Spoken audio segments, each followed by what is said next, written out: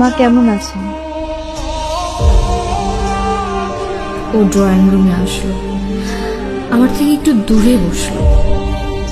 কি ব্যাপার, তুমি হঠাৎ এই বাসায়?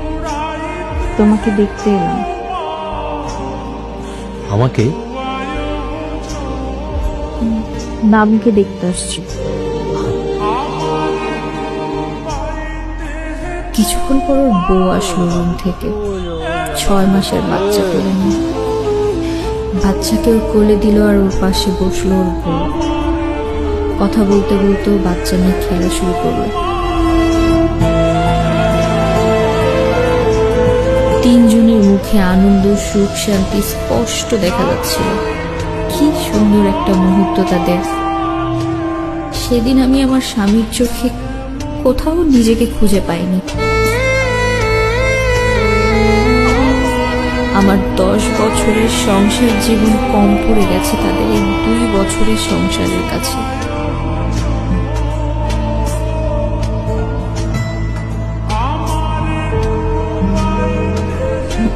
মনের মধ্যে কেমন জানি করে উঠল, কি করেছে আমি এদের জীবনে? এখানে কি আছে আমার?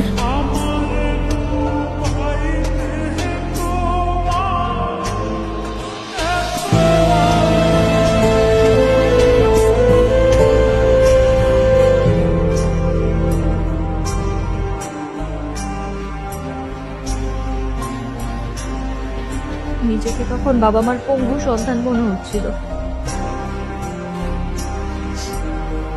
বাবা মা যেমন তার পঙ্গু সন্তানকে ফেলে দিতে পারে না, কষ্ট হলেও তার দায়িত্ব পালন করে,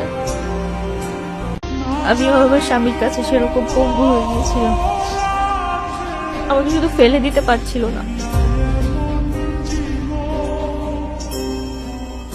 কিন্তু আমি তার কাছে কিছুই ছিলাম না।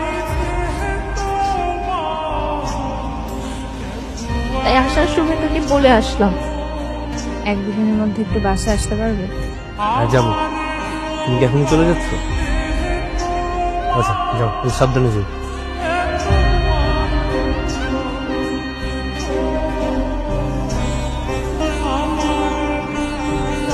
চাচি চলে যাচ্ছ? হ্যাঁ বাবা, খেয়ে যাবে না? পেট ভরা আছে।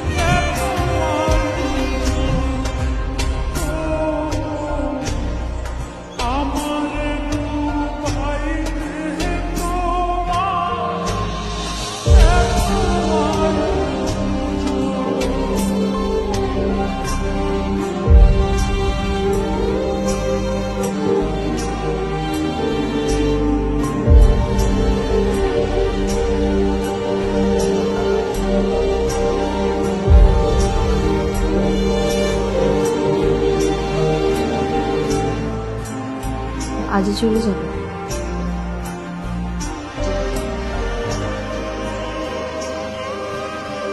কালে সারালে চলে যাবে, দুদিন ফিরে যাওয়া যায় না।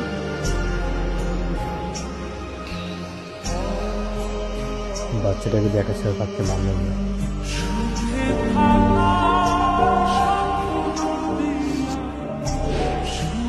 আমি কি এখন তোমার জীবনে শুধু একটা বোঝা?